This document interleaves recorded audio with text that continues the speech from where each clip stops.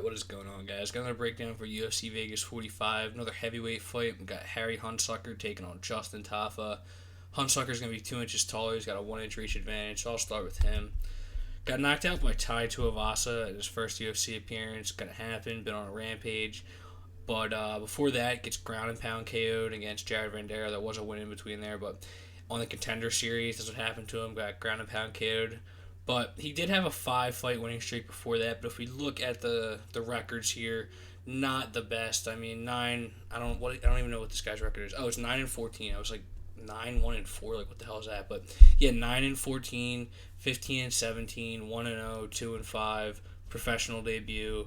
Like, it's a 5 fight winning streak, so props to him, but we didn't really learn anything from it. Before that, he did lose to a UFC talent in Dontel May, so he's lost to 3 UFC talents, and then he hasn't fought anybody else of note, so we really don't know what we have in this guy. He's either just not UFC caliber at all, which probably likely, or we just don't know. Like, he could beat a Justin Tafa type guy, but he just won't ever beat anybody else. But I just think that Dontel Mays, Jared Vanderaa, these guys aren't the cream of the crop of the division. He's lost to them.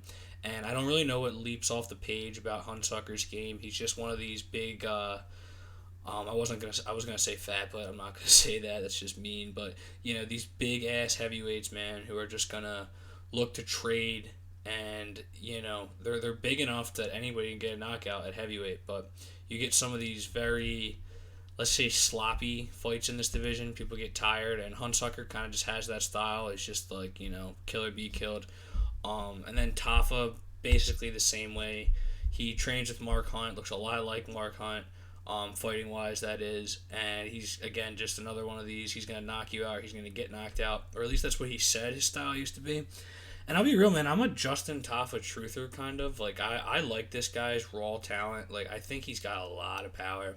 And I think that if he started training MMA a little bit earlier, he could have been a real problem. But that is the problem. Like, this will be his 8th professional fight. Just not a lot of experience in there. Made his professional debut in 2017. And that shows in his game. He's pretty green. Against Justin Tafa, that was just a barn burner for like a minute. Tafa did rock him, but then he just got counter right when he tried to crash in and just got knocked out cold. It was really bad. But then he knocks out Juan Adams, which, Juan Adams no longer with the UFC, but he's been on a nice run. He'll probably be back soon in the UFC. I think he's won like 3 or 4 fights in a row. I believe with Fury. I think he's got the belt. Wherever he is, it's a decent promotion to have the belt at, and he's got a nice little win streak going. So that's a good win over Juan Adams. And then he's got a tough loss against Carlos Felipe. I picked Tafa in that one, but I think I underestimated Felipe big time. Felipe has the tools to beat a lot of heavyweights. He's good at winning decisions. He's good at coming on in the second and third round. So just these guys that kind of lack technical ability. Felipe seems to beat them, so it was a tough fight. And then against Jared Vanderaa, kind of a shitty loss there. Tafa was favored 2-1, and he lost. It was a close fight. Might have been fight of the night. I know it was really close. It was fight of the night. So he did some things well in that one, but Vanderaa definitely won, in my opinion. And again, it's just not the best loss to have. Vanderaa not certainly not the cream of the crop of the heavyweight division. He's got a win over both of these guys, so it just kind of speaks to this matchup. There's better betting spots, and like my only take I have for this is I will pick Justin Tafa because, like I said, I think he's got a lot of power, but at minus 350, like, hell no. Minus 180 for the KO, again, hell no. And even if he does it in like the first round, there's no way I'm betting on this. Like, I think sometimes recognizing these fades is just as important as the bets that you do make. And I just never see the value in betting on somebody at minus 350 unless I am absolutely positive.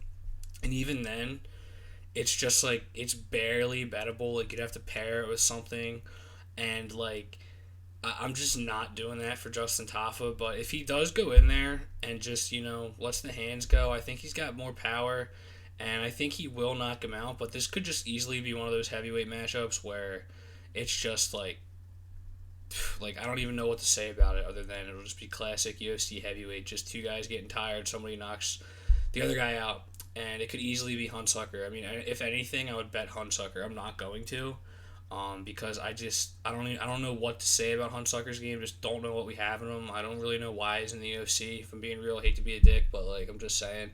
But I think there's a very real possibility that both of these guys won't be in the UFC by this time next year. So it's just a total fade for me. But I do like Justin Tafa, but just total fade betting, total fade on DraftKings or FanDuel lineups. He's like 9.5K. I know there might not be a ton of clear finishes on this card, but still at that price, it's a no way for me. So, thanks for watching, guys. Sure to subscribe and take it easy.